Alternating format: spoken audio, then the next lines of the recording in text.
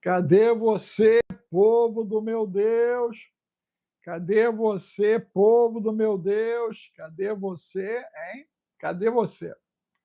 Entrou, bota para nós aí 10 importante. Depois do 10 importante, você bota de novo o número 1 e diga de onde você está vendo e nos ouvindo. Já dá o like, né? Já entra contribuindo com 5 centavos de real, de dólar, de euro. Vire assinante do canal.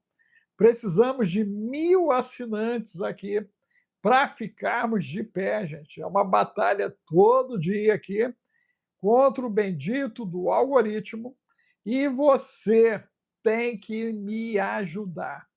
Você tem que nos ajudar. Então, entrou, dá o like, já mete um 10 importante, depois escreve o número 1 e a cidade que você está vendo e ouvindo, ok? E faça a sua doação para impulsionar, ok? O que nós aqui temos trabalhado, né, gente? Porque chapa quente, né? Quem está acompanhando o canal, né, já viu que não tem treta que a gente não mergulhe para saber por quê, para que está tudo isso acontecendo. Né?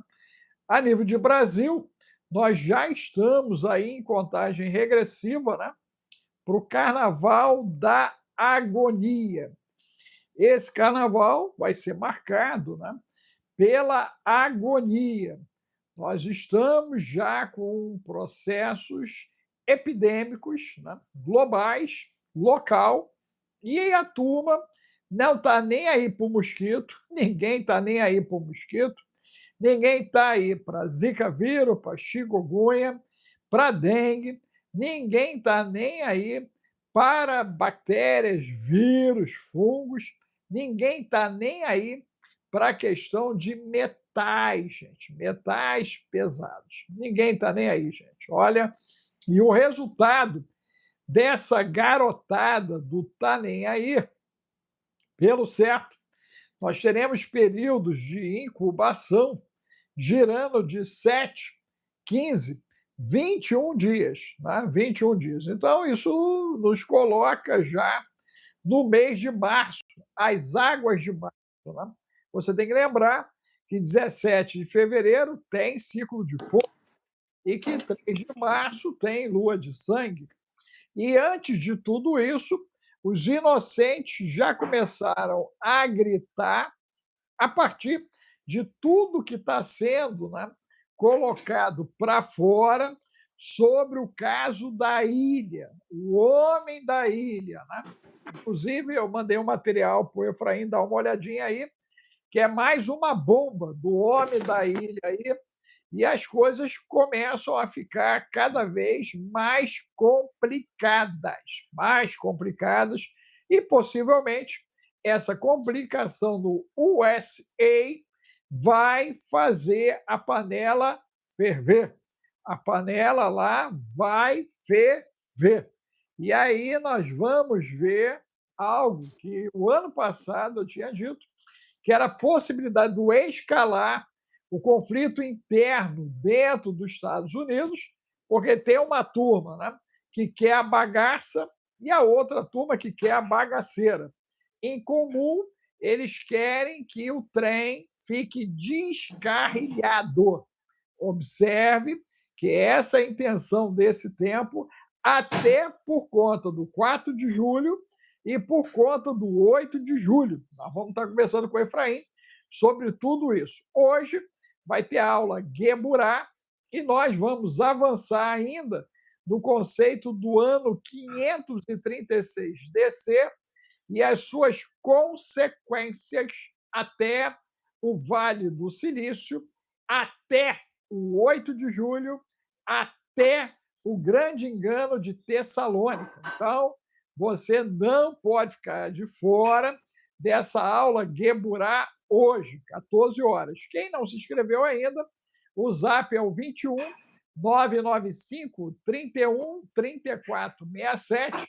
O zap é o 31, né, ou melhor, 21 995 31 34 67. Você manda lá, Guemurá, e aí você, 14 horas de Brasília, você vai ter acesso ao que nós vamos trazer, mais todo o material que o Efraim preparou para essa semana, para bugar a sua cabeça numa ação preparativa. Porque parece que os inocentes resolveram gritar. Isso, inclusive, está lá em Apocalipse 6, né? Senhor, vinga o nosso sangue. Meu Deus! Até quando? Jesus!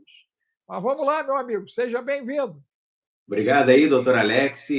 Boa tarde, bom dia aí para todos que estão ligados aí na nossa transmissão ao vivo, luso-brasileira, né, daqui de Portugal e do Brasil ao mesmo tempo. Então, quero agradecer aí sempre a boa audiência que nós temos tido e dar as boas-vindas a todos aí. Assim, nós estamos vivendo aí um momento bem diferenciado da nossa cultura atual. Temos visto, sem dúvida, aí a manifestação física de um problema que é estrutural, que dessa vez, vamos dizer assim, todas as chamadas teorias das elites, que eram consideradas pela maioria dos entendidos, e eu vou botar uma aspas aqui, só teorias, agora estão se provando reais. Existe, sim, um submundo do poder, e esse submundo, eu fiquei estudando de ontem para hoje, tive minhas brigas, né, com os nossos assistentes, mas eu fiz uma conexão que eu ia discutir se nós tivéssemos conseguido falar com o Gustavo. O Gustavo, eu escrevi para ele, ele não leu, rapaz, até hoje a mensagem que eu mandei. A gente ia tentar fazer uma participação com ele, mas eu fiz uma conexão com esse caso do Frankenstein, do Homem da Ilha, como você falou, e eu fiz um estudo sobre as lendas de Pan. E eu fiz uma conexão entre os dois e percebi que o modus operandi de Pan, dentro da mitologia, que era um deus com D minúsculo, que era metade homem e abaixo, né, a metade bode, quer dizer, ele era um céfiro, né, uma parte, a primeira metade aqui era humana e a parte de baixo animal, e ele carregava uma flauta com a qual ele seduzia as ninfas, e de vez em quando ele tinha ataques de iras que espantava, dava gritos, segundo a mitologia, e ele atacava, né, às noites e conseguia fazer troca com poderosos em troca de prazer. E eu não tive como não fazer a conexão dessas duas figuras. O Peter Pan, por exemplo, que, né, é uma lenda aí de um mundo fantasioso onde todos são crianças. É diferente até, né? Aí tinha a lenda ainda daquele flautista mágico que faz também encanta, que é baseado na ideia do Pan, o deus Pan. Você sabe que a questão da flauta é frequência, né? Frequência. Claro, que atrai um grupo específico de pessoas que atende aquele tipo de frequência. E o Pan, ele conseguia, vamos dizer, em troca do prazer irrestrito, bestial, levar as pessoas a fazerem coisas absurdas que elas jamais fariam em sã consciência, mas elas eram tomadas naquele êxtase dos encantamentos, da sedução. E eu não pude deixar de fazer uma analogia muito forte, né, com esse caso agora de um homem que, se você estudar a fundo, você sabe que acharam uma conta de Fortnite. Fortnite é um jogo muito famoso e ele tinha uma conta quando ainda estava solto, uma conta de usuário, Little J, alguma coisa assim, que era do nome dele, Jeffrey, e ele tinha lá Little J alguma coisa. E essa conta, rapaz, desde a época que ele se desviveu segundo a teoria, ela apareceu meses depois sendo utilizada em Israel. E ela parou de ser usada só ano passado. É muita coincidência, né? De ela ter voltado a ser utilizada depois desse episódio, em Israel. Então, muita gente, claro, né, já cria uma nova teoria de que ele pode estar escondido lá pelas bandas de Israel, né? E aí é o que eu queria participação do Gustavo, mas eu lembro bem a abordagem dele foi muito boa, porque a primeira abordagem que eu vi a respeito dele de um cara também bem confiável, mas ele fez toda a ligação dele como se ele tivesse pertencido à antiga inteligência da letra K, da letra G e da letra B da Rússia, e que ele era um agente daquele grupo e que ele fez aquilo tudo e tal. E é um cara assim bem estudioso, mas, gente, não é. O lado que o Gustavo explorou é muito mais fiável. Por quê? Porque a mulher dele que está presa agora, a Ghislaine, ela está presa e vai dar um depoimento agora em breve. Segundo alguns, o Trump trocou ela de cela de uma cela muito horrível para uma cela bem mais confortável, em troca dela não falar besteira dele, porque, querendo ou não, o testemunho dela vai ter muito peso. Sendo verdade ou não, o que ela disser vai pesar sobre as pessoas, mas isso aí também é especulação de que ele fez isso em troca dela, né, não detonar ele. Mas a verdade é que o pai dela, era um agente da antiga agência de inteligência inglesa, britânica, que hoje tem a letra M, como aquele filme do Tom Cruise, né? Missão Impossível, essas duas letras, era 5 na época, agora 6. Mas é a mesma agência. Na época do pai dele, ele era da 5 ainda, que ainda era a agência. E também da agência israelense, que é com o MO e depois SAD. Né? Então, assim, ele era realmente reconhecido, o pai dela, o George Maxwell, como um agente de duas agências, um agente cruzado. Ele fazia trabalho para as duas agências. Aí alguém diz, não, mas isso aí se ele fosse, você não saberia que isso pode ser especulação. A grande, vamos dizer, pegada e confirmação foi que durante o seu enterro, que se deu em Israel, e ele não era israelense, estiveram várias autoridades britânicas, várias autoridades do mundo americano e israelenses homenageando ele, porque, segundo eles, o serviço que ele prestou à humanidade era incalculável. Só que eu acho que o segundo serviço dele, dando ao mundo a filha dele, né, que se uniu a esse camarada, não foi um serviço tão bom. Acho que um não compensou o outro. Seja lá o que ele tenha feito, porque eles não podem divulgar exatamente o que ele fez para impedir atrocidades no mundo. É possível que ele tenha sido um herói, mas a descendência dele não manteve esse heroísmo na prática. Então, assim, há evidências, sim, de que o monstro da ilha Monroe aí e ela, que fizeram esse monte de ação, eles tivessem, sim, conexão a esse mundo, mas dizer que ele era um agente é muito complicado. Por quê? Porque ele agia mais como um deus pan. Ele estava em todos os lugares, investia em tudo quanto era negócio de transhumanismo, de aumento de tempo de vida, tecnologia. Aparece ele investindo até na criação lá de um grupo que trabalhou em uma das áreas do Bitcoin. Não pode dizer que é a criação dele, claro que não é, isso é um absurdo. Ele que criou o Bitcoin. Não, mas ele investiu, como ele investiu também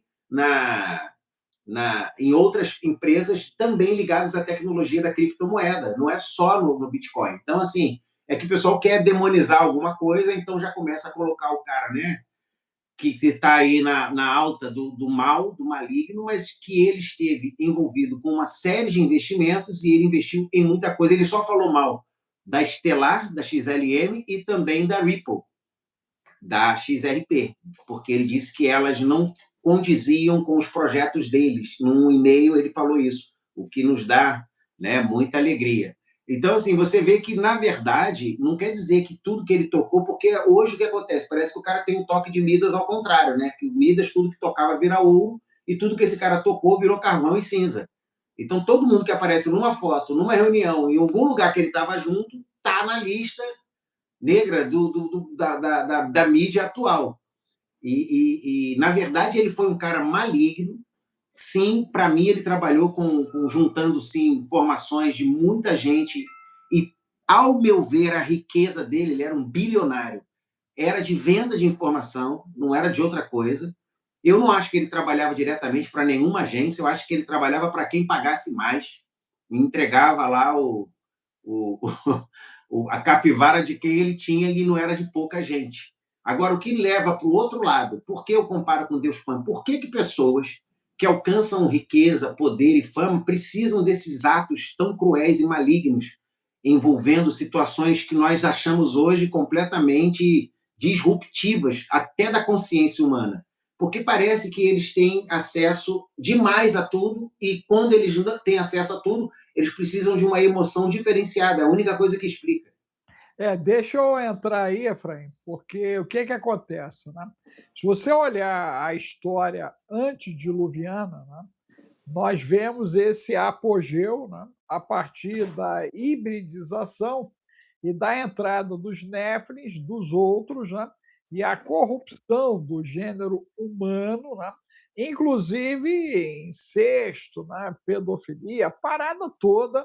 O resultado é que essa bagunça precisou ser lavada, o batismo do dilúvio, né? Então, veio o dilúvio ali, batizou Noé e a família e levou tudo, literalmente, para a questão do esquecimento. Porém, né, a gente viu ali em Cush que a coisa volta, né, através de Nimrod com força. E a partir dali, você tem uma degradação não só babilônica, mas vai surgir até Sodoma e Gomorra, não é isso? O justo Ló esteve lá como juiz, inclusive, né? E lá era vale tudo mesmo, vale tudo, mas vale mesmo, vale tudo, a ponto dos caras quererem abusar dos anjos. Você tem uma aula ontológica no Geburá, lá que está ligado, se não me falha a memória, escatologia advance, que Foi. você abordou essa questão, inclusive, né, do porquê que eles queriam abusar dos anjos, mesmo com a oferta de Ló de entregar as filhas virgens. E eles não quiseram, e os juízes da época, né, apoiando a má conduta da população. Eu lembro que você teve uma aula em cima disso e eu peguei esses flashes em cima do processo. Quando você chega ao momento dessa bendita ilha, né, a gente sabe que, infelizmente, na Europa, nós temos várias histórias com força por conta do período romano, né? Também influência grega, também influência nórdica, ou seja, bagunça. Sempre a nobreza ela se envolveu, né, em orgias, em coisas de alocubrações que não eram vividas pela plebe. Né? O plebeu não tinha acesso à farra, mas a turma de cima, a farra. No Brasil, nós tivemos aí o problema da Academia das Tchutchucas. Então, também, nós temos a nossa versão aqui em academia. Nem todo mundo que foi para a academia ou estava na academia está envolvido com a bagaça, mas a filmagem também, as fotos, o que aparecer ali vai ser um problema. Vai ser um problema. A galera fitness ali, que aparecia barrigudinho, os fitness barrigudinhos, vão ser os mais complicados da história, né? O cara está ali 3, 6 meses, meu irmão, e não muda nada.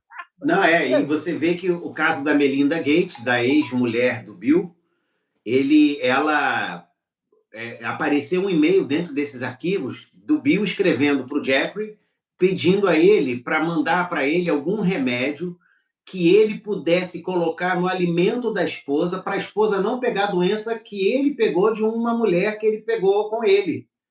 Eita. Ele teve acesso e ele pegou uma doença DST, que chama, né?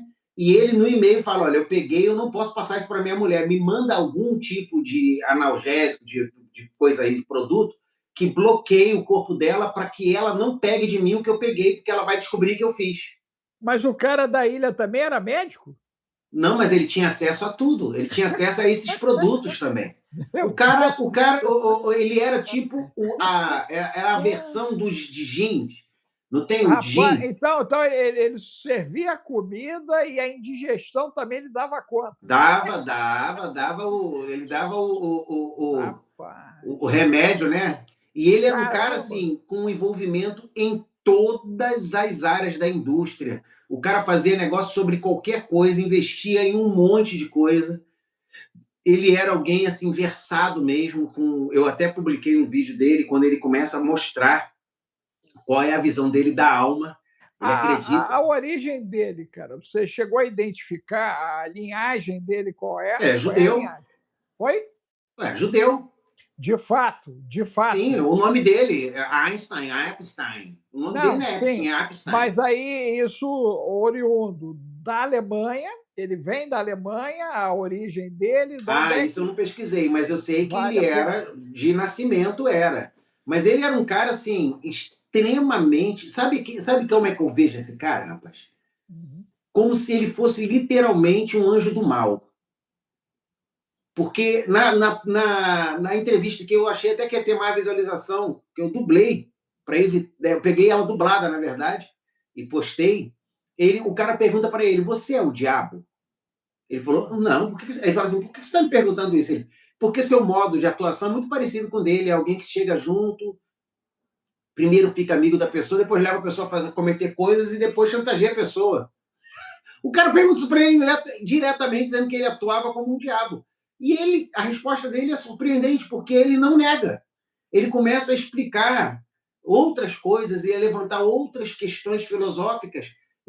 Aí ele fala sobre o poder, sobre a alma, sobre a existência da alma, da crença dele. E o mais forte é que ele circulava nos meios políticos, empresariais do mundo inteiro, e pessoas de grande, você vê que até uma família que é muito famosa e citada aí nas teorias dos Rothschild, que depois falam que Child, ela escreve para ele um e-mail dizendo que a festa foi monumental, uma dessas festas que você citou, que são festas da elite, mas desde a época de Roma. Roma já celebrava isso, Calígula fazia esse tipo de evento, e a gente vê isso na Idade Média, as chamadas festas da realeza, aonde todo tipo de atrocidade, nós temos lá os personagens, né? O barão, aquele barão famoso, rapaz, que escrevia um monte de anedota desse cunho, que também, né, era um grande conhecedor do assunto. Daqui a pouco eu lembro o nome dele. Mas você vai vendo assim que essa existência... Aí você fala, mas por que a perversão? Porque o corpo do homem ele foi projetado para ser um templo de Deus. Por isso que quando Cristo veio, ele disse que ele inaugurou um templo. E que este templo humano se desfaria e em 3 dias ele o reconstruiria para que fosse totalmente habitável por Deus. Então, há uma ligação direta entre aquilo que se destrói e que se perverte para que seja inabitável por Deus. Então, sempre vai haver esse quesito perversão, esse quesito maldade, porque a pessoa, quando ela cruza essa linha, ela não consegue mais tirar prazer daquilo que não é cruel, daquilo que não é maldade. Ao ponto de eles, você vê que em vários e-mails, a própria Hillary, né, a mulher do Bill, fazendo lá os e-mails e ela falando que tinha pedido almoço, e a língua que ela usa é a língua que identificaram como um código de situações, né, que tem lá os nomes. O Gustavo fez um trabalho, ele pegou os nomes, rapaz, que os caras escrevem e foi mostrando os e-mails. E vai assim, o cara simplesmente, ela faz um pedido para o almoço e vai lá, eu estou fazendo um pedido para todo mundo, quem quiser me avisa. Qual o prato? E quando você vê o prato que ela pede, era, no caso, um garoto que faz esses programas. Um rapaz, né? Um homem, mas assim, jovem. Então, assim, você vê que a ligação aí no Brasil mesmo, há uma famosa política aí, que é até líder de partido, que é famosa por gostar de rapazes novos, né? E eu não vou falar o nome, mas eu estou dizendo assim, é a fama. Então, você vê que esses meios, eles são totalmente dominados por esse comportamento.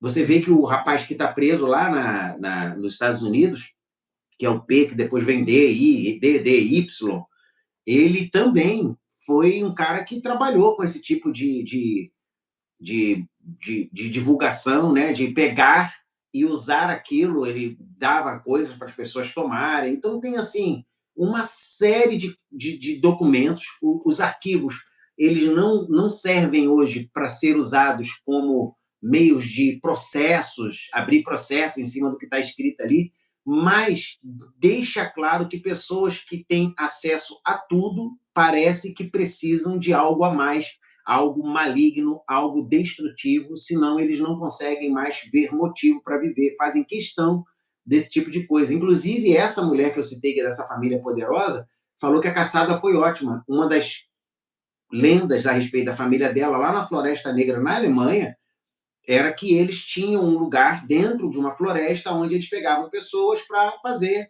aquilo que os caçadores fazem. E era uma forma deles fazerem a diversão deles. E ela está agradecendo a ele porque foi maravilhosa a experiência de caçada também. Ou seja, até onde vai esse buraco aí, né,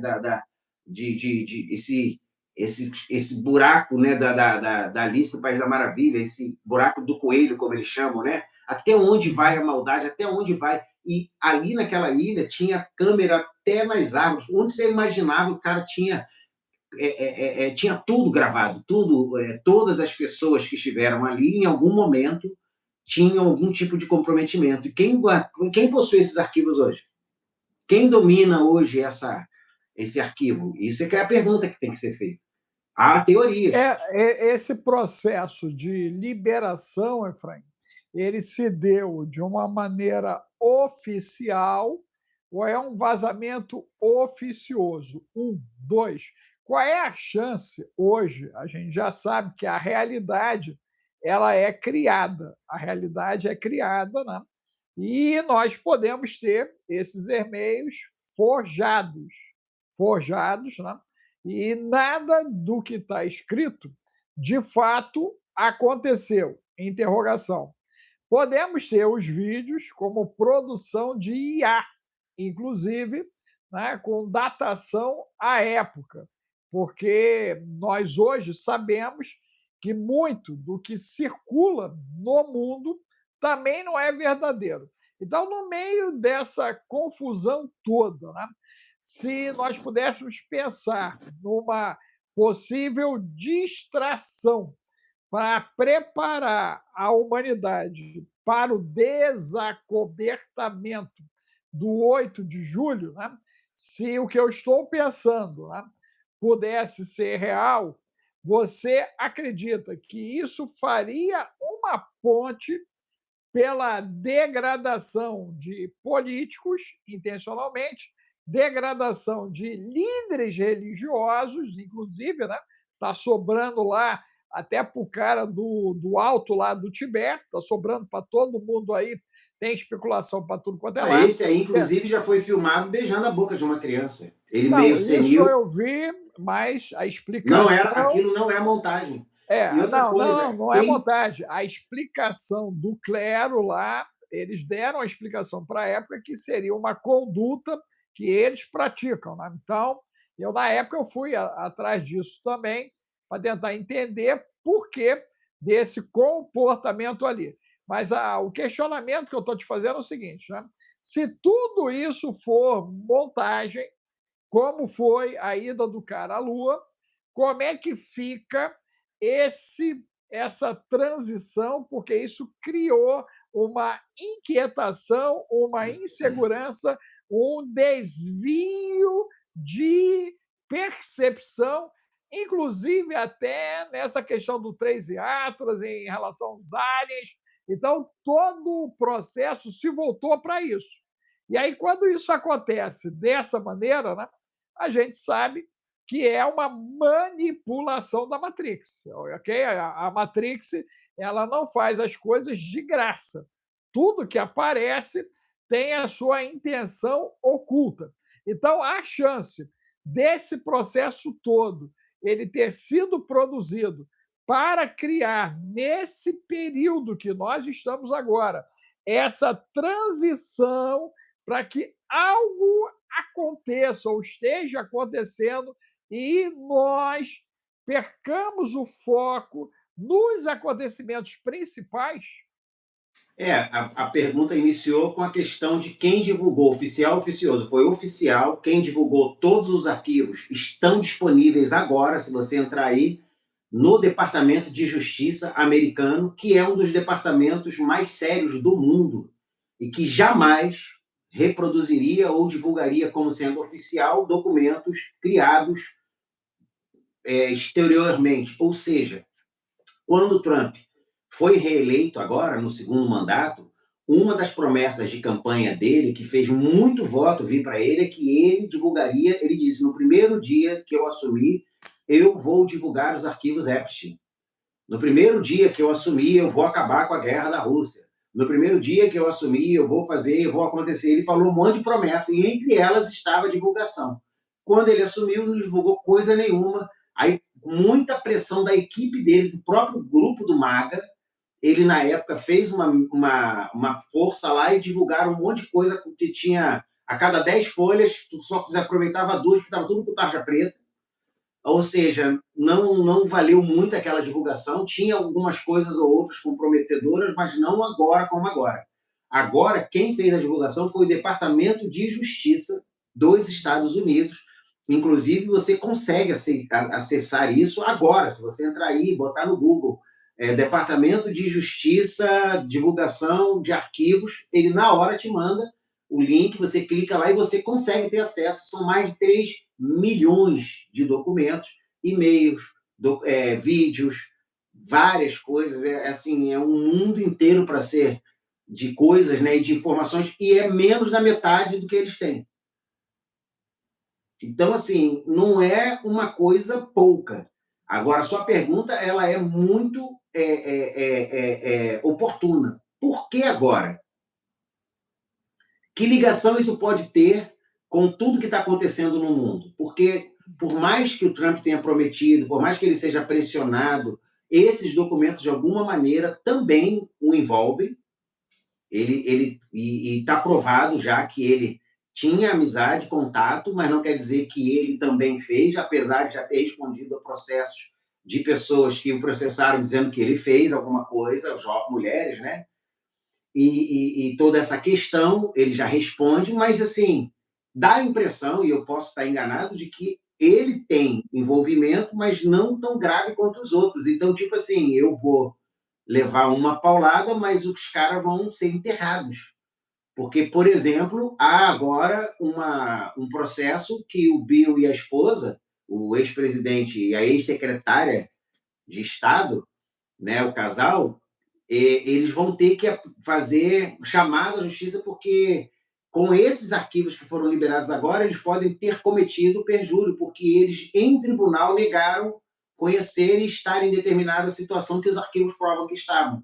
Junto com eles, vai aparecer uma lista de pessoas aí. E o interessante é que parece que o cara da ilha, ele era meio com essa coisa assim, não gostava de pessoas da outra raça, né? Para não falar o nome, né? E tanto que eles falaram que o casal Obama não aparece em nenhum momento, em nenhuma ligação com o indivíduo, porque ele, inclusive, até nas práticas de encomenda, de tudo, sempre eram pessoas, né? Ele não gostava, ele não levava, ele não mexia com pessoas assim, porque é uma coisa dele. Eu acho que deu para entender, né? Sem ser muito explícito. Então, você vai vendo que havia um modo de operação que ele ia fazendo e envolvendo e trazendo as pessoas. E as pessoas, alguém fala assim, pô, mas como é que o cara não sabe que ele... Bom, gente, quando a pessoa está dominada, que é o libido dominante, quando a pessoa está dominada pelos desejos, por isso que eu associei ele ao Pan, porque dentro da mitologia grega, Pan era um deus que dominava as pessoas pelo desejo, e os poderosos trocavam, em troca de prazer e das sensações que tinham, eles faziam o que era mandado. Você vê que ele usou completamente desse tipo de artifício, mas esse artifício é usado também em qualquer lugar do mundo para políticos. Eu lembro que um conhecido meu, eu vou ver se eu consigo falar isso sem abrir muito, ele dizia que a empresa dele, aí no Rio, era uma empresa muito grande que tinha também filial no Rio, ela tinha um budget, um orçamento, um valor gigantesco só para pagar coisas desse tipo para os clientes. Então, o cara, quando ia fazer um negócio, ele tinha um dinheiro desse tamanho, um orçamento que ele quisesse para levar o cara para uma casa bem caras, para o cara ter ali 2 dias de maravilhas lá, que a gente sabe que são perdições, eles chamam de maravilha, e ele dizia que quando eles pediam alguma ajuda para fazer alguma coisa pessoal, aquele dinheiro não era liberado. Não tinha liberação para nada que não fosse para esse tipo de gasto. Deu para entender? Sem ser muito explícito. E ele falava, e eu não foi uma, duas ou três, foram vários conhecidos meus, mentorados, pessoas com quem eu tive contato, que disseram a mesma história de lugares diferentes, que o orçamento para esses gastos era sempre liberado e para outras coisas não tinha dinheiro. Então, se você precisasse comprar leite para pessoas, eles não davam dinheiro, mas se fosse para esse tipo de coisa, o dinheiro era liberado e não tinha limite.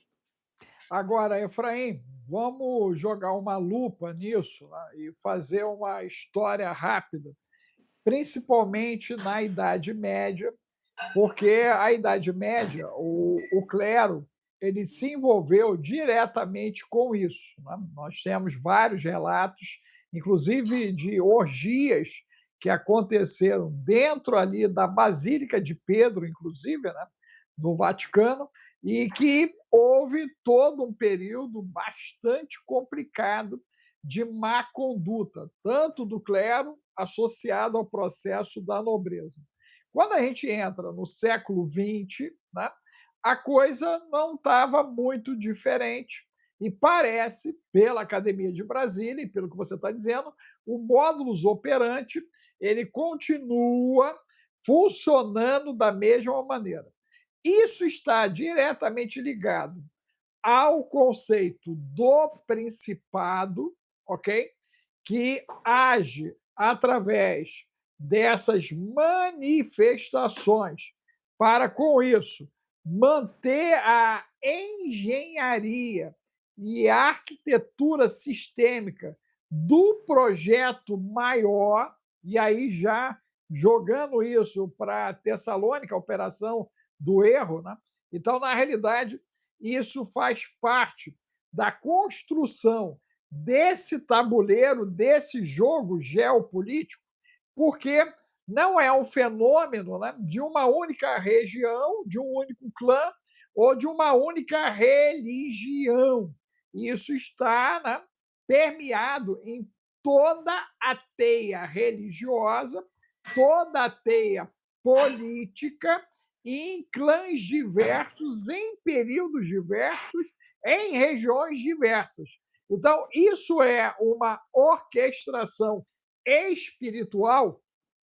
Perfeito. A sua pergunta é autoexplicativa e, para mim, 100% acurada. A explicação única que nós encontramos é o que Jesus falou: o mundo jaz no maligno, e a gente sabe que Satanás, ele é, olha, a Lúcifer, a maior força, vamos dizer, o maior poder, a característica mais poderosa de Lúcifer é que ele é chamado de o sedutor das nações. O dragão, o poder de sedução dele é irresistível. Por isso que a Bíblia diz: achegai-vos a Deus, resisti ao diabo e ele fugirá de vós. Agora, se o cara entrar numa de querer enfrentá-lo, ele vai ser seduzido. Porque ele tem um poder de sedução que ele carregou 1/3 dos anjos do céu na sua cauda. Quando o dragão caiu, ele arrasta 1/3 dos anjos. Então, assim, não tem como você... Aí vai alguém que é da linha mais messiânica ou judaica. Ah, não, porque Satanás é uma invenção do cristianismo, porque dentro do judaísmo ele é um anjo de Deus que é usado para provar os homens justos. Pelo amor de Deus, gente, é falta de revelação. Eu sei que isso aí é certo dentro do judaísmo, mas quando Jesus veio, ele falou sobre isso, ele revelou isso, que estava oculto. O apóstolo Paulo chamou de mistério, que esteve oculto. Havia uma série de mistérios que o judaísmo não alcançou, porque faltava a ele um ingrediente único, que muda toda a sua visão, cosmovisão, inclusive a sua visão cósmica, que é o quê? A visão do mundo espiritual.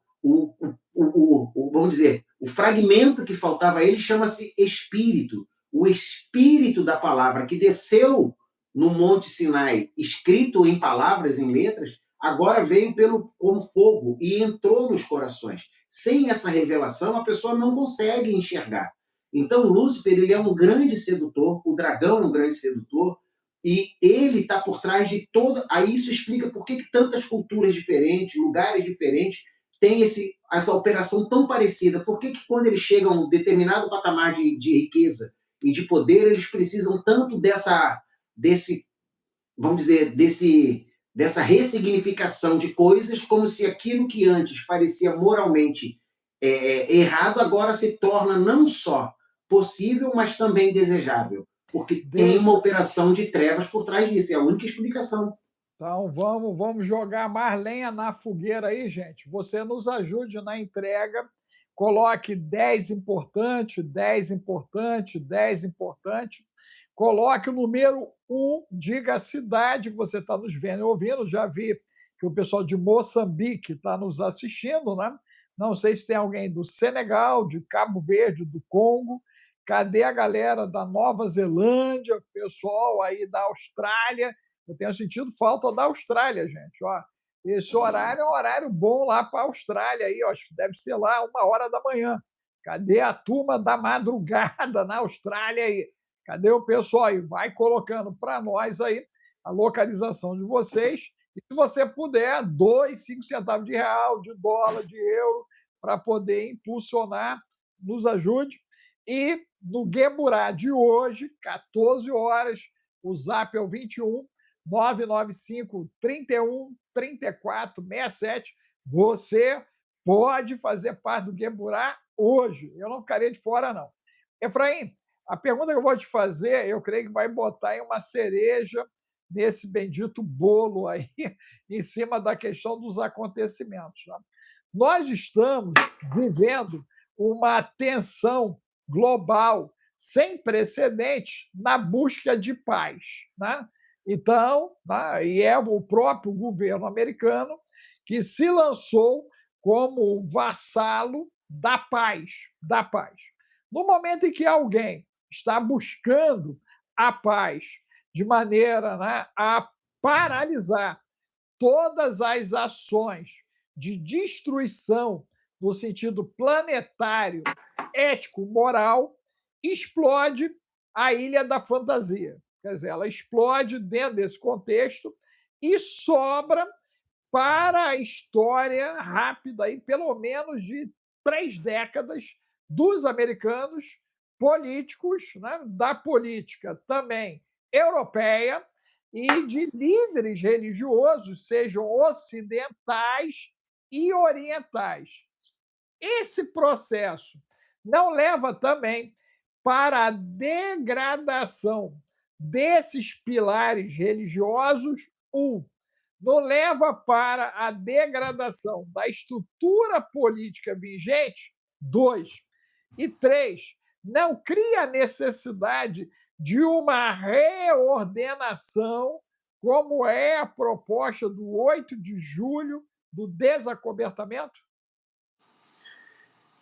Faz sentido, porque são acontecimentos cruzados, né? Ao mesmo tempo que se busca um acordo entre partes mundiais e um reajuste tanto financeiro quanto político, ao mesmo tempo se traz à tona algo que todo mundo já desconfiava, mas que eram sempre tratados como teorias bizarras, e de repente vem à tona que isso tudo existe, e que primeiro, no caso do ano passado, do ex-rapper, que virou a Casa da Fantasia, e agora da Ilha da Fantasia. E você vê o nível de pessoas que cada um alcançou eram completamente diferentes.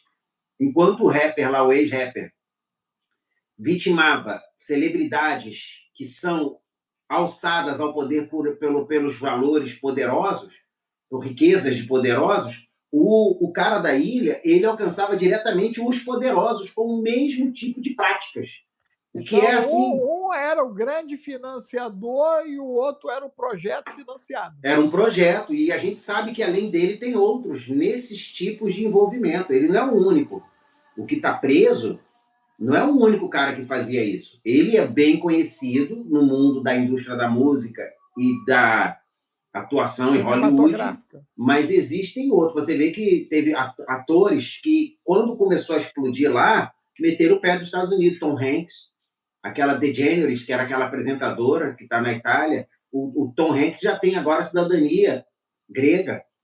Vários atores também famosos foram saindo dos Estados Unidos. Nós sabemos que alguns foram, vamos dizer, jogados aos leões, como Kevin Spacey, né, que era um ator que também... Então, assim, mas aí você fala, esses já foram pegos. Peraí, esses já foram provados. Só que quando começa a mexer, você começa a descobrir que o buraco é mais embaixo, que tem muito mais gente envolvida. E é tipo assim, se nós estamos entrando no ano do desacobertamento, e você fez uma excelente conexão, porque Day of Disclosure, que vai ser em julho, já foi precedido pelo Age of Disclosure, que aconteceu em novembro para dezembro, que foi um documentário que já está disponível, por exemplo, na Amazon, que é o Age, que era do desacobertamento. O cara, como eu já falei aqui várias vezes, o produtor desse também é um dos coprodutores do Day of Disclosure do Steven Spielberg. Né? E você vê, o desacobertamento, ele é diferente da revelação. Tem gente que fala, o dia da revelação, não é o dia da revelação. A diferença de palavras não é só uma diferença semântica, ela faz toda uma diferença também no significado. Dia da revelação é revelar algo que ninguém sabe, como é o próprio livro do Apocalipse, que é a revelação, que está por trás do véu.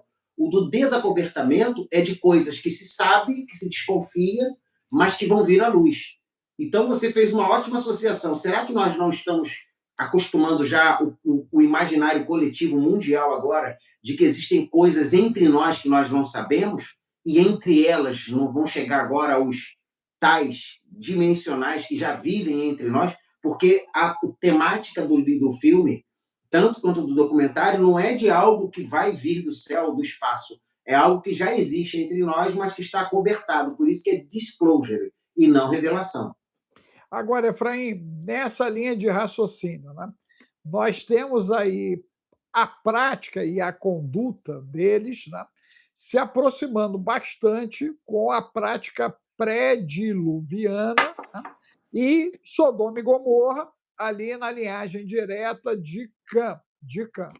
Essa influência espiritual que leva essa materialidade, né, a entrar no nível da insanidade e buscar a ruptura do DNA original, já que o Gato Bill é um que está trabalhando direto em cima disso, na corrupção desse DNA original, seja isso através de alimentação, de água, de soluções como o cabelo do milho, o cabelo agora, né, de cenoura, que estão querendo empurrar na galera, quer dizer, então, toda essa movimentação ela está dentro dessa orquestração aonde o humano analógico, biológico, ele vira papinha para essa galera, como aconteceu lá atrás, ok?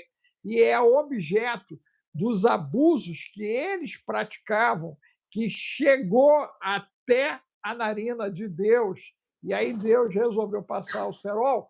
Por que eu estou te perguntando isso? Porque nós temos o texto que diz que por se multiplicar a iniquidade.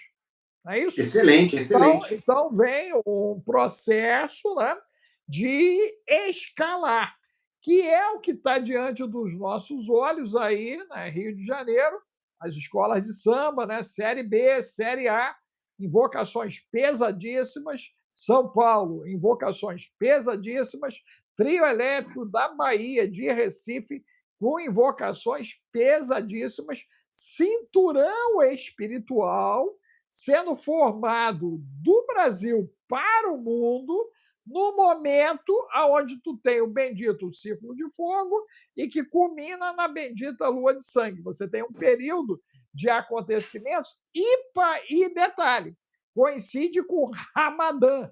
Meu Deus! Coincide com o Ramadã. Então, o Ocidente mergulhado na bagaça e a galera lá fazendo a volta, né, ao redor ali daquela pedra escura lá em Meca. Né? Então, vai haver um sincronismo, ok? Uma ativação vibracional acontecendo a partir daquela localização, depois é legal até fazer uma pesquisa sobre a posição geográfica em um campo de expansão vibracional provocado por aquelas voltas que a galera vai dar.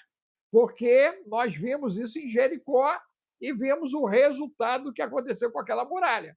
Então, o que acontece? Aquela multidão vibrando, vibrando, vibrando, o campo de expansão daquilo, coincidindo com as invocações que estão sendo estabelecidas a partir do Brasil. É muita viagem do ancião ou tem conexão? Não, são conexões muito importantes, porque nós temos que ter essa visão macro das coisas. Elas não são acontecimentos, vamos dizer, desordenados e coincidentes, mas você vai vendo que está tudo conectado, porque é como o que você disse, o aumento da iniquidade, que Jesus falou, que seria um dos sinais da sua volta, prévios da sua volta, que no fim dos tempos a iniquidade aumentaria, também é falado pelo Espírito Santo através de Paulo, tanto em 1 Timóteo 3 quanto em 2 Timóteo 4, ele diz: sabei, porém, isto, nos últimos dias virão tempos difíceis, pois os homens serão amantes de si mesmos, maus, cruéis, e fariam coisas terríveis. Quando você lê o texto, você fala, caramba, parece que ele estava vendo os arquivos, né, do Epstein, que para mim é uma manifestação pública daquilo que está no coração do homem como um todo hoje. Então, não é nenhuma viagem, pelo contrário, fazer essa conexão desses acontecimentos com o que a gente está vendo no mundo, né? Você vê que agora o Zelensky acusou o Trump e o Putin de estarem fechando um acordo de 12 trilhões financeiro para o fim da guerra. Por isso que eles querem o fim da guerra agora. Né? O Zelensky disse que fontes de inteligência lhe mostraram documentos que delineavam uma estrutura para a cooperação econômica Estados Unidos-Rússia, que ele chamou de pacote Dmitriev, em homenagem ao Kirill Dmitriev, chefe do Fundo Soberano da Rússia, num total de 12 trilhões de dólares, segundo o Zelensky. Aí falou, mas o que isso tem a ver com o assunto? Tem tudo a ver. Mas o Trump não tinha dito ano passado, quando ele entrou, que ele era sócio do Putin em vários negócios? Pois ele não escondeu isso, ele não escondeu. Ninguém perguntou qual eram os negócios, ok? Mas ele verbalizou isso. Eu sou sócio do Putin em vários negócios. Então, mas aí vamos lá. Isso aconteceu agora depois de Abu Dhabi. Esses documentos, segundo os Zelensky, chegaram em fontes de inteligência na mão dele, delineando esse acordo de 12 trilhões, mas qual a ligação desse assunto com o que a gente está falando? Veja, o mundo está começando a pegar uma outra forma e uma outra estrutura.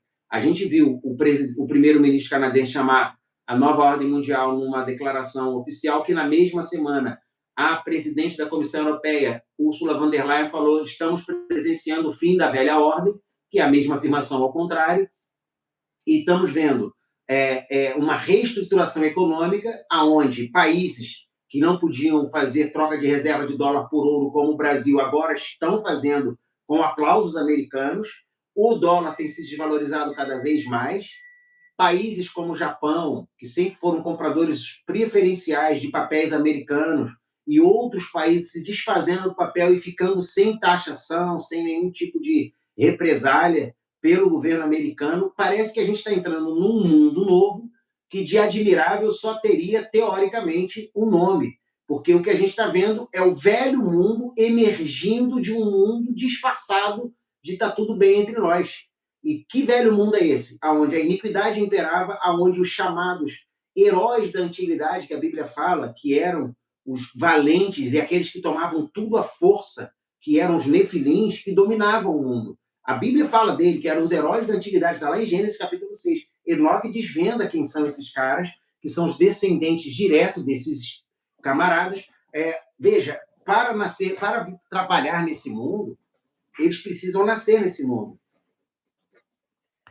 Efraim, você jogou uma bola agora redonda, né? E eu vou dar uma cruzada nela na tua cabeça.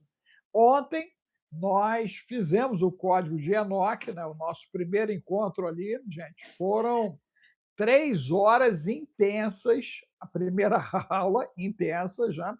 Como é que ficou a tua percepção em cima daquele primeiro material colocado aí para incentivar a galera para vir para o código GENOC?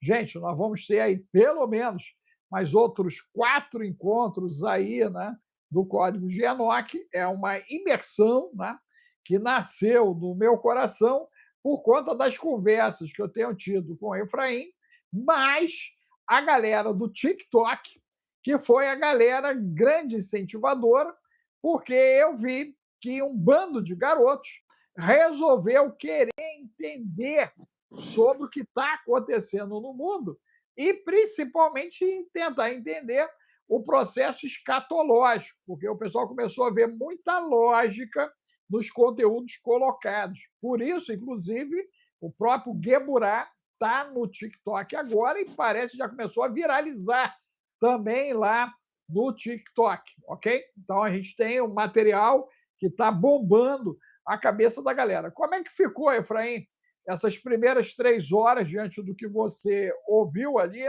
E qual é a tua percepção já nesse primeiro momento, né? Se a gente puder pensar em flecha, né? Como isso se conecta a tudo que nós estamos vivendo, inclusive, aí tu fica à vontade, o 536 DC, que é a aula de hoje, que hoje vem outra bomba, tá? Hoje vem outra bomba. Gente, olha, eu estou virando especialista em explodir bomba. É só bomba. É verdade. Meu Deus! Não, a aula de ontem, a aula do Código GENOC foi surpreendente, porque você conseguiu fazer uma conexão praticamente inexistente dentro da perspectiva de como aquela existência dimensional ela se mostra até no clima, em coisas que nós vivemos hoje. Foi assim um conteúdo que eu me surpreendi, eu fiquei surpreso, porque eu achei que você ia abordar o que todo mundo aborda GENOC, que é a questão dos anos, dos 200, tá? Você simplesmente pulou a parte que todo mundo fala e falou do que ninguém nunca falou. Foi algo assim muito surpreendente, a conexão dos assuntos e tanto ligados à biologia humana quanto a critérios que hoje o mundo reconhece, mas desconhece a sua origem. Aí alguém até perguntou, Nefilins nos nossos dias? Olha, existe hoje um americano que ele é de uma família nefilímica e ele saiu desse meio. Reynolds, um dos nomes dele, eu esqueci o outro nome dele, e ele fala claramente, eu sou de uma linhagem nefilim, eu fui criado para ser um tipo de vampiro. Isso você publicou lá no teu Instagram, publiquei, né? várias coisas dele, tem vários videozinhos dele que eu dublei, publiquei, eu legendei, e ele falando exatamente que ele é de uma linhagem dessa e que essas linhagens, elas existem no mundo. A família dele vive nos Estados Unidos, mas ele falou que tem outras linhagens mais antigas na Europa e outros lugares do mundo que são ligadas. E ele já teve vários atentados contra a vida dele por ele ter divulgado isso. E ele falou: agora entreguei minha vida a Cristo e eu não quero nem saber o que vai acontecer comigo. Ele já teve vários livramentos de morte por estar denunciando isso. Ele entrava em cavernas subterrâneas nos Estados Unidos, que ele diz, de onde o lugar que ele vem, nos testemunhos dele, onde ele caçava seres intraterrenos. E ele fala dos seres intraterrenos, que ele teve contato, que ele matou, que ele comia a carne deles. É uma coisa assim, do hoje, gente. Não é um cara... E você vê o cara falando, o conhecimento dele, e ele fala que está tudo nas mãos de Nefesh, que é a palavra para serpente. Ele fala que eles servem diretamente à serpente, dragão, e que ele está por trás do controle de todas essas coisas de influência no mundo. E isso não me espanta, porque isso acontece hoje, abertamente, aos nossos olhos, só que assim, parece que os documentos Epstein vão fazer assim, as pessoas acordarem, peraí, então esses pastores não são malucos, esses teóricos da conspiração não são malucos. Quando os caras falam que as elites estão por trás, que o mundo jaz no maligno, que o império das trevas está realmente reinando nesse mundo, que as sombras operam, mas eles estão operando a partir de uma articulação espiritual, não é uma criação da nossa cabeça. Exatamente.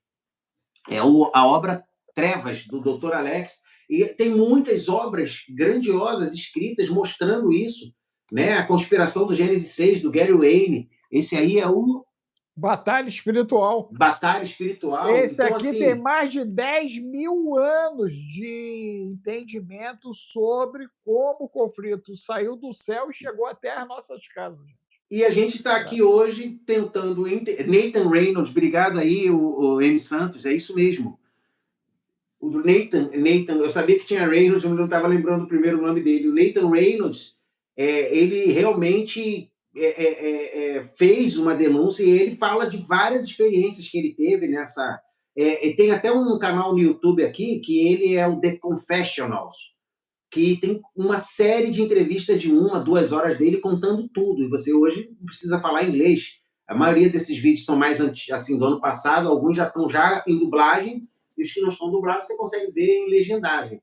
The Confessionals. Vou até escrever aqui, doutor Alex, para o pessoal depois procurar, que eu recomendo. Agora, no nosso... Efraim, nesse o pessoal desenho, que quiser assistir. Ó, nesse desenho que você está fazendo, né, nós temos aí uma sequência pautada de acontecimentos. Então, se nós pegarmos aí o que foi esse início de janeiro até aqui, né, nós temos a possibilidade, né, agora, do bendito ataque acontecer no Ramadã, já que esse final de semana já está acabando e o americano não fez nada, Israel não fez nada, e no conceito xiita, se acontecer o ataque no Ramadã, isso pode levar a uma revolta do mundo árabe. Desculpa. Pode levar a uma revolta do mundo árabe. 1. 2. Caso não aconteça, o trem fica para março. E março é chapa quente por consequência de todas essas movimentações que começaram agora, infelizmente, né? No bendito do Descende, que eu fui correr atrás e identifiquei as 5 regiões: Norte, Sul, Centro-Oeste, Nordeste e Sudeste. Houve um sincronismo na ação. E houve o bendito do Huawei, fora o que aconteceu nos outros 4. Então, alguém sincronizou num sabate. Ok? E isso está andando, essa egrégora, no final de semana que nós estamos, inclusive em Porto Velho, não sei se tu viu, nós tivemos uma professora que passou para a eternidade pelas mãos de um aluno, por causa de 3 décimos. Né? Você que é professor, eu que sou professor, né? Eu não sei se você já reprovou alguém, eu já reprovei um monte, eu como RH, no ano, eu demiti mais de 2.000 pessoas, meu Deus! Parece o Trump, rapaz. Está demitido, gostava de demitir todo mundo. Não, eu era violento, cara. Eu olhava para o cara, eu via ele cinzento, eu já mandava embora. Não queria nem saber o que ele tinha feito, era só eu ver cinzento. Eu via cinzento, já mandava, e aí depois eu mandava a galera correr atrás. Quando corria atrás, descobria. Eu demiti 2.000 pessoas no ano, tá certo? Em cima das empresas que eu administrava. Eu cheguei a administrar 60 empresas simultaneamente. Então, resultado, né? O meu entendimento é que algo se movimentou no bendito do tabuleiro. E agora? O que a gente pode esperar no futuro imediato do presente? Porque professores começaram a ser sacrificados no norte. No norte, ok? Então, eu creio que esse trem, infelizmente, vai avançar. Quando nós vimos os problemas de janeiro, a maioria deles, olha só coincidência, né? Aconteceram sul e aconteceram em sudeste, ok? E teve 1 ou 2 casos no centro-oeste. Norte e nordeste não tinha nada vindo à tona. Aí agora estoura no norte, justamente no sabate, de novo, ok? Completando o período do que foi feito a egrégora. Tudo isso pode estar alimentando esse principado que vai entrar em movimento a partir de março, ou, de novo, é viagem do ancião, não tem nada a ver? Bom, a gente tem que fazer a conexão. A Guilhermina até citou as crianças de Marajó, que ninguém nunca mais citou, mas que tem muito a ver com isso que agora foi divulgado, né? Então a gente vê assim, mas eu creio que a gente tem que juntar essa sua informação com o que a gente vem falando, aquela percepção que eu tive estudando o calendário e descobri que em Roma, os meses antes de Júlio César, não se contava o mês de janeiro e fevereiro. O calendário romano ele tinha 10 meses, que começava em março e terminava em dezembro, porque era um calendário agrícola, que seguia a questão da plantação, colheita, e o comércio todo vivia em função da parte agrícola. E que já depois eles tiveram que criar 2 meses, porque esses 2 meses existia o tempo, mas não se contava.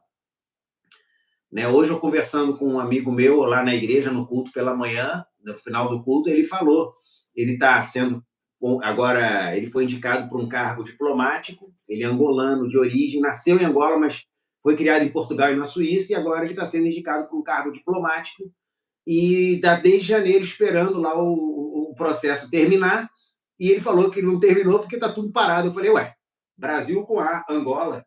Falei, é interessante que o hemisfério sul segue o padrão do hemisfério norte, mas sem um vínculo histórico com essa questão do calendário. Então, essa sua fala, ela tem tudo a ver.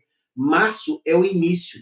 Março e abril, por exemplo, em 18 de março, nós vamos ter a virada de ano do mês, né, que começa o mês de Abib, do calendário hebraico, que depois se tornou cabeça de mês pela ordem de Deus. O último mês qual é do calendário judeu? Rapaz, eu não lembro o nome. Alguém bota aí que eu não lembro o nome agora, que é o que está agora. Não, porque então no dia 17, que é o meu aniversário, é o último dia do ano. Eu nasci no último dia do ano, do calendário judeu. Ah, é? Já tá chegando agora. Eu esqueci o nome do mês agora. É, que eu sou 17 de março. Se dia 18 é o primeiro dia do primeiro mês, o dia 17, que é o meu dia de nascimento, foi o último dia do calendário. Vou ver agora, pronto. Shevat, que é esse agora, 21 de Shevat, que é o último mês, ou é o penúltimo? Peraí. Shevat.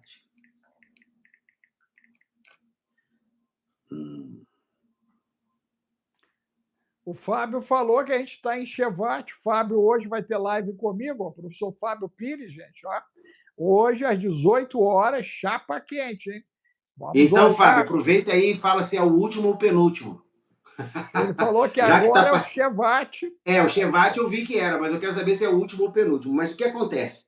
Nós já estamos agora, mais do que nunca, conectando os tempos. Então, você fazer essa conexão com março, já que é o período que começa o ano agrícola, que em março desse ano também vai entrar o mês de Abib, que é no dia 18, que também é o primeiro mês estabelecido por Deus, e não só o cível, que é... É o último, né? Ele confirmou, Efraim, é o último mês.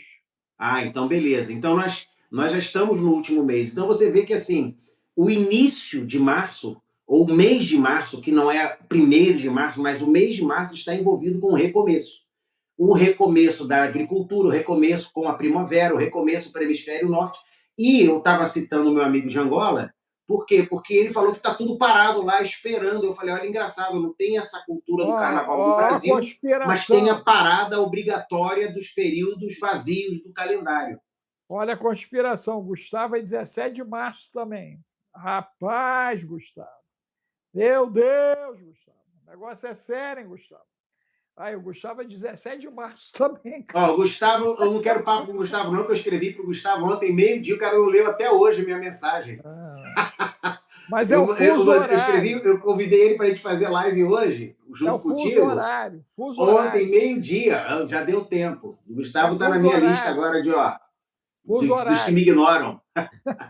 Mas voltando, doutor Alex, eu acredito plenamente que nós vamos ver um recomeço agora sim em março, porque é um mês bíblico, é um mês do tempo romano. Não se esqueçam que, biblicamente, nós ainda estamos no Império Romano, porque o último grande império era Roma.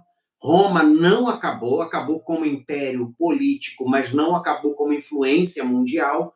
Então, dentro desse calendário, nós estamos num período de intervalo que vai ter um recomeço. Então, se você pega esses símbolos e esses significados e coloca com os acontecimentos de hoje, você vai ver que está tudo conectado mesmo, você está fazendo a conexão certa. Então, é possível que durante o mês de março, nesse segundo semestre, segunda quinzena de março, a gente veja um recomeço de vários acontecimentos mundiais, conectando o que está acontecendo agora com um novo tempo que vai começar.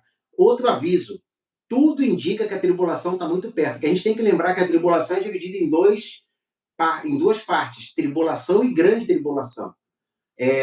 O Roberto, nosso aluno lá, do Geborá, ele me mandou um vídeo de um pastor escatologista explicando o grego daquele texto de Apocalipse 3, quando ele diz que eu vos livrarei do tempo, que é muito usado pelas pessoas para defenderem o pré-tribulacionismo, que eu vos guardarei da hora da tribulação que está para vir sobre todo mundo.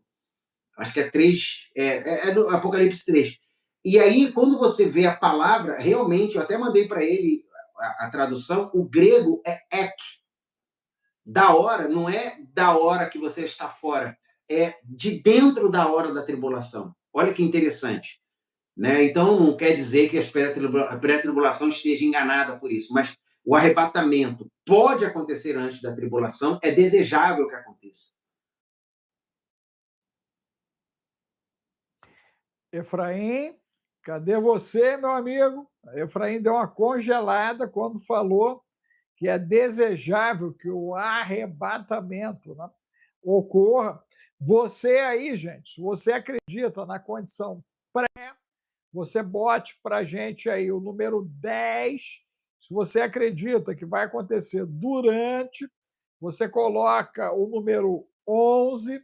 E se você acredita depois, você coloca o 12. Coloca aí, ó, 10, 11 ou 12. Coloca aí, ó, 10, 11 ou 12. 10 antes, 11 durante, 12 depois, ok? Agora, então, e se você acredita que vai dar muito ruim, tanto na condição 10, 11 ou 12, você bota aí o 10 mais 3, porque vai dar ruim. E você, quando você analisa, biblicamente, você tem base para as três. As pessoas usam argumentos muito externos para ficar defendendo que o outro está errado. Eu já vi até um cara dizer que quem não acredita vai ficar só de castigo no pré-tribulacionismo. Então eu falo, pô, peraí, cadê a graça, né? E a graça de Deus, né? Não é o engraçado. Então você vê assim, a base para as três interpretações. Quando se defende o arrebatamento pré, ele seria a abertura da tribulação. Então, assim, o arrebatamento promoveria o início da tribulação. E isso, para mim, é o mais desejável, porque a gente não aguenta prova nenhuma, quanto mais uma tribulação. Mas lembre-se que dentro da revelação dos 7 anos, nos primeiros 3 anos e meio, o anticristo ele vai ser adorado porque ele vai solucionar muitos problemas. Então, assim, e ele vai fazer uma aliança com o próprio povo escolhido, que é Israel, durante essa primeira parte da tribulação, ele vai solucionar, ele vai trazer soluções, provavelmente vai reconstruir o terceiro templo, só que chegar no meio da tribulação. E não se esqueça que tem as duas testemunhas.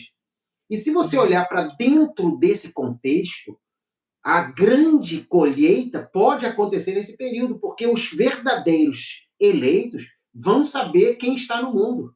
Porque Paulo diz que o nosso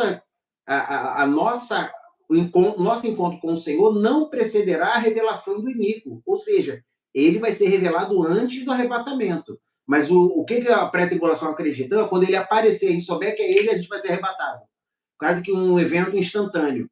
Mas Paulo não diz isso. Ele diz que tem que ser primeiro revelado o iníquo antes da nossa reunião com o Senhor nos ares. Que é, vamos dizer, o harpazo é esse encontro com o Senhor nos ares. Agora vejamos, se nesses primeiros 3 anos e meio, que também vai ter a presença das duas testemunhas que vão testemunhar por 1.260 dias, que também dá 3 anos e meio. E eles vão ser tirados da terra no final do seu testemunho, de 3 anos e meio.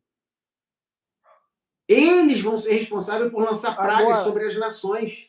Efraim, deixa eu te jogar uma pergunta bomba aí. Pedro diz que um dia para Deus é como 1000 anos, e 1000 anos como um dia. Por que que só nesse período essa numerologia ela será exata, cronológica, temporal, local? Eu acredito porque segue um padrão bíblico. Você vê que o ministério do Senhor foi de 3 anos e meio. Ele segue um padrão de um testemunho específico de 3 anos e meio e ele fala claramente sobre isso. Né, que esses 3 anos e meio vão ser um período dessas duas testemunhas que vão lançar maldições e pragas que o mundo vai odiá-los. Porque vão tentar matá-los várias vezes e quem tentar é que morre. O único que vai conseguir matá-los é o próprio anticristo. Depois de 3 anos e meio vai ser dado o poder a ele para tirar a vida deles, mas eles vão ficar expostos na praça em Jerusalém e depois vão ser levados ao céu, aí vão ressuscitar diante dos olhos de todo mundo e vão ser levados aos céus como testemunho. Assim, por isso que é importante a gente entender que vai ser um período de grande aflição. Vai ser misturado com grande golden age, que o mundo vai presenciar um homem trazendo uma era de ouro para o mundo. E, ao mesmo tempo, este homem vai ser tão sedutor que ele vai estar possuído pelo próprio dragão, que é o grande sedutor das nações. Ele diz que será tão forte o engano, tão poderoso, que, se possível, até os escolhidos seriam enganados. Então vai ter escolhido enquanto ele estiver enganando.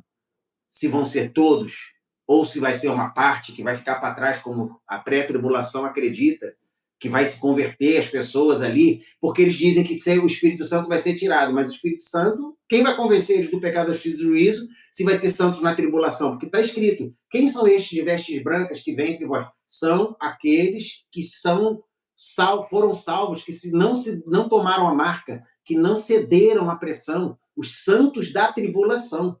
Então vai ter santos na tribulação. Se eles precedem o período da tribulação como santos, ou se eles se convertem, para eles serem santos na tribulação, eles vão precisar do convencimento do Espírito Santo. Então, essa coisa de que o Espírito Santo vai ser tirado da terra, eu não sei se é uma boa interpretação, tá? Porque vai haver conversão. Só que vai ser um período em que as pessoas vão estar buscando essa prosperidade que o mundo vai estar oferecendo, e para ter acesso a essa prosperidade, no Apocalipse diz que você vai ter que ter a marca, né, ou o número da pessoa marcada Efraim, com você. Efraim, nos originais, né, qual seria a expressão para aquele que está ainda e que é ele que impede? Porque toda vez que nós lemos esse texto, né, somos levados a pensar no Espírito Santo de Deus, né, e que o fator de impedimento está diretamente ligado à presença dele, para que a manifestação não seja total. Nos originais, há algum outro termo diferente do que o tradutor colocou ali? A questão não é o termo, a questão é a interpretação que se faz do termo. Ainda há um que o detém. Veja, o que detém o espírito do anticristo pode ser o Espírito Santo, mas pode ser a igreja. Por isso que a interpretação é a igreja ser retirada e a ação do Espírito Santo através da igreja, que é poderosa sobre o mundo, vai ser tirada. Aí eu concordo, porque a presença da igreja na terra impede que o anticristo tenha poder sobre todo mundo, porque a oração de um justo pode muito em sua eficácia. Então, assim, por isso que eu falo, tem fundamento o raciocínio.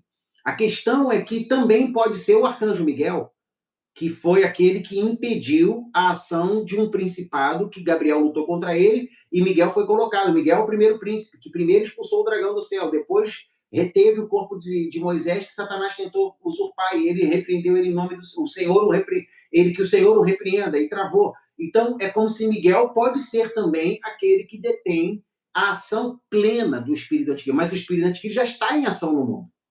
Hein, Efraim? Nós temos aí o século passado marcado, né, por uma série de profecias católicas, né? Existem profecias católicas, né? E que elas falam, inclusive, a respeito de Miguel. Né? Eu queria muito ver com você a possibilidade de nós darmos uma olhada numa próxima live, né, ou um pouquinho mais à frente, a respeito das profecias católicas, ok? Porque nós temos uma linha profética, né, vindo da parte do catolicismo e que fala desse período e fala de posicionamentos, inclusive de Miguel, em relação a isso. Né? Um tempinho atrás me mandaram uma sequência de profecias, né, católicas, eu achei bastante interessante, tem muita coisa ali que tem até coerência em alguns posicionamentos, e aí valeria a pena a gente dar uma olhada nessas profecias, porque a gente já falou de Baba Vanga, né? Ah, sim, outra coisa, eu queria falar de Nostradamus, o livro proibido dele, de Nostradamus, porque 2026 só é citado nesse livro proibido, só no livro proibido de Nostradamus. Aí a gente deixa para frente, o horário já, nossa, aqui está mais do que estourado, tá certo? E daqui a pouquinho nós vamos entrar no Geburá.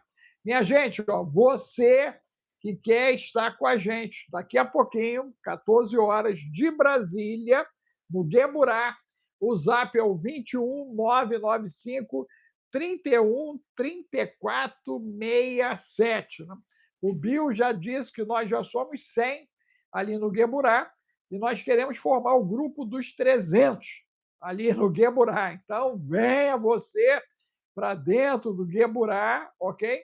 Para você entender, compreender, discernir e mergulhar nesse conhecimento, ok? Na maior escola bíblica planetária. Não há no planeta uma escola bíblica, escatológica, geopolítica, científica como Geburata, gente. Não tem, não, hein? Doutor Alex. Olha que eu ficava sentadinho ali participando um monte de escola bíblica, Efraim também. O que está sendo abordado no Geburá não tem. Não tem. Meus não muitos tem. anos de estudo teológico, não peguei nada do que a gente assina, do que a gente aprende ali. Ó, Estela Serra nos ajudou, contribuiu. O Nato Cos também nos ajudou. A Gal Santos, eu estou voltando aqui nas contribuições que a gente não agradeceu ninguém hoje. A Miriam Graef e a Eliana Magna, todos esses aí foram contribuintes para a nossa live hoje, ajudaram com contribuição. Né? O Nato, ele até perguntou se nós vimos, eu não vi esse avião russo que pousou em Recife e depois foi para Brasília. Você viu alguma coisa disso, doutor Alex? Vê. E essa parada está diretamente ligada a uma possível articulação numa possibilidade, vamos todos embora, mandemos as malas antes. Meu Deus! Você sabe que a gente está aí com a iminência de um grupo poderoso de Cuba largar Cuba e ir para a Rússia e entregar lá as coisas na mão dos Estados Unidos. Agora, olha só. Se preparando para ir para a Rússia. O livro negro de Nostradamus, ele é uma descoberta de uma professora em 1994 que estava estudando lá na biblioteca de Roma e viu... Parou. Isso é papo para a próxima live. Vai deixar para a próxima? Não era para hoje que você propôs? Não vai dar tempo. Não. Que na hora que eu caí, você estava falando do livro negro. Olha só, tu falou assim, o livro negro de Nostradamus. Aí minha conexão caiu. Eu falei, então vou voltar com esse assunto. Não, se você quiser, já dá lá no Geburá, lá em cima do teu assunto, joga no Geburá para a galera, vai ser legal. Tá bom. Mas não dá, porque eu tenho que ainda almoçar, senão... Vai sim, meu amigo. Estamos aí. Um abraço, gente. Bom almoço. Tchau, pessoal. Gratidão. E 18 horas vamos ter nosso amigo Fábio, ok? Fábio Pires com a gente aqui, ok? Fazendo uma leitura do Carnaval e o seu mal. Meu Deus! Se preparem, não vai ficar pedra sobre pedra também, não. Um abraço aí, gente. Um abraço, tchau. Shalom. Shalom.